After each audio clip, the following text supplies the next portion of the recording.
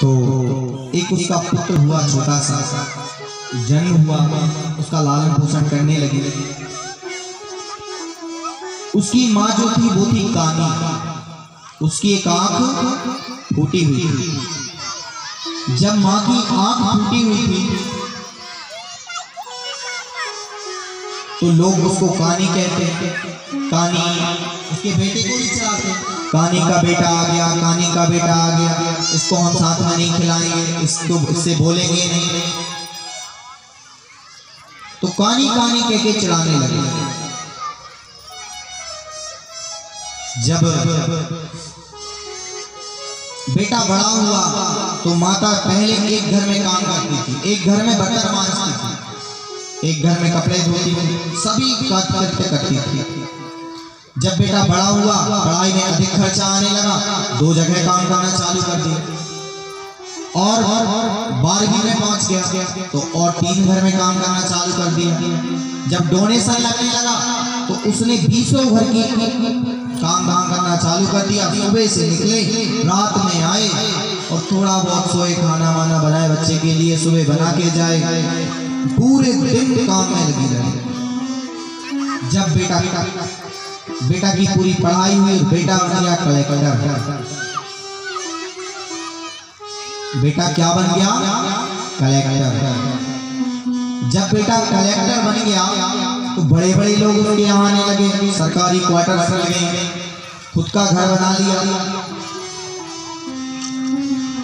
तो अभी माता को पता चला कि मेरा बेटा कलेक्टर बन गया, दूसरे लोगों के माध्यम से पता चला कि मेरा बेटा कलेक्टर बन गया। उस बेटे ने एक बार ये नहीं सोचा कि जिस माँ ने मुझे भला पढ़ाकर इतना बड़ा व्यक्ति कलेक्टर बना दिया, क्या मैं उसको एक बार जाकर उसके पैर पड़ के आ जाऊं कि माँ तेरा बेटा कलेक्टर बन गया। परंतु उसने ऐसा नहीं सोचा। इतना नालायक बेटा था, क्या बता। जब माँ ने सोचा, माँ गदगद हो गई, पूरे गांव में शोर मचा दिया कि मेरा बेटा कलेक्टर बन गया, कलेक्टर बन गया, कलेक्टर बन गया। लोगों को जैसे ही पता चला तो कहा कि तू मिलने नहीं जाएगी? कहाँ जाएगी ना? तो कहा बुलाने आया था। माँ ने झूठ बोल दिया, हाँ बुलाने आया था, एक दिन आया था रात में, जल्दी चला गया। भले ही नहीं आया, पता चला अब इंदौर चली गई मैया। इंदौर में कहाँ ढूंढे कलेक्टर का घर? पूछते 3-4 दिन में बेचारी इतनी दुखित हो गई, ना खाने के लिए मिल रहा था ना कुछ, पर बेटे से मिलना है इस आस में उसके पैर अपने आप चले जा रहे। बेटे की याद में माँ चली जा रही है। जैसे ही बेटे के पास पहुंची, बेटे के घर के सामने पहुंची, पता चला यही कलेक्टर साहब का मकान है। तो कलेक्टर साहब का यही मकान है। दरवाजे पर, द्वार पर जो गार्ड खड़ा था, उसने कहा हे बूढ़ी मैया कहाँ जा रही है? कहा यहाँ मेरा बेटा रहता है। अब बेटा खड़ा था, बहुत बड़े बड़े लोगों के साथ में मीटिंग चल रही थी। कहा गार्ड अंदर पहुंचा, कहा कोई एक बुढ़िया आई है, कानी है, बोल रही है कि आपकी माँ है। तो कहा उससे बोलना खड़ी रहे बाहर, अभी मैं आता हूं तो मिलता हूं।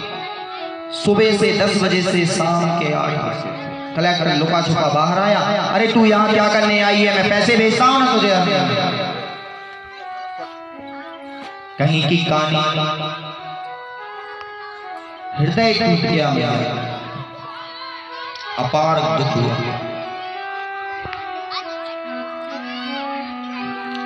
मुझे सारा जमाना कानी कहता है, सारा संसार कानी कहता है, मुझे आज तक दुख नहीं हुआ, परंतु बेटे तूने आज मुझे कानी कहकर मेरा दिल झकझोर दिया। माता का दिल टूट गया और वहां से रोती गाती घर आ गई। जब कुछ महीने तक माँ का पता नहीं चला तो उस बेटे ने सोचा कि जाकर देखना चाहिए। देखा तो घर में, जिस घर में वो टपरी झोपड़ी में रहती थी माँ, उस घर में जाला लगा हुआ। लोगों से पूछा तो कहा यह तो बहुत दिन पहले इसका देहांत हो गया। कहा देहांत हो गया कैसे? कहा उसका एक कपटी नालायक बेटा था। हम सब कहानी कहते थे, परंतु उसने उस दिन जब वो उससे मिलने गई तो उसने भी उसको कहानी बोल दिया। उसका हृदय टूट गया। घर पर आई, रोती बिलखती, उसने अपने प्राणों को त्याग दिया। धिक्कार है ऐसे बेटे पर जिस घर में ऐसी नालायक संतान पैदा होता है। गलती उनकी नहीं है, गलती हमारे संस्कार की है। बच्चे रो रहे हैं, मोबाइल पकड़ा देते हैं। हमारा काम तो निकले कैसे भी खाना बन जाए, मोबाइल पकड़ा दिया। मोबाइल में ना जाने कैसी कैसी चीजें देखते हैं, तो बुद्धि तो वैसी ही होगी ना। टीवी का सीरियल चालू कर दिया।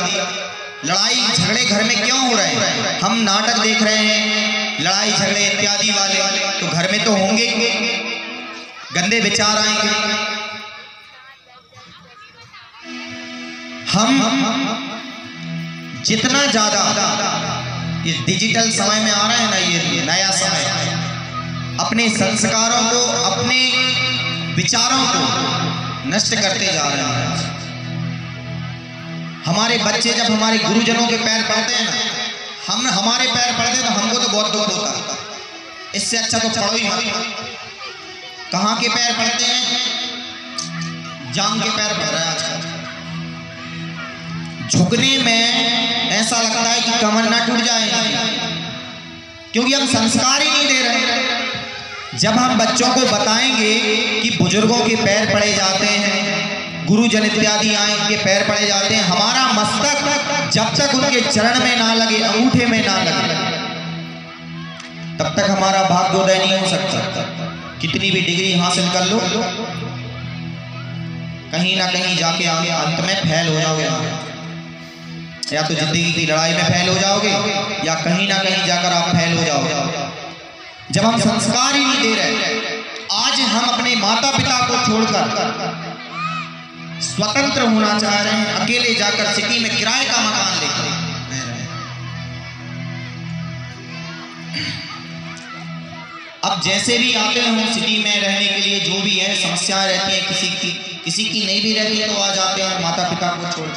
क्या माता पिता नहीं चाहते कि उनको सेवा की आवश्यकता है? आपकी सब चाहते हैं, हर व्यक्ति चाहता है कि उसकी संतान उसकी सेवा करे। आज आप एक बात बताइए मुझे, अगर आज आप अपने माता पिता को छोड़कर शहर में रह रहे हैं, तो क्या आपकी संतान आपके साथ में रहेगी?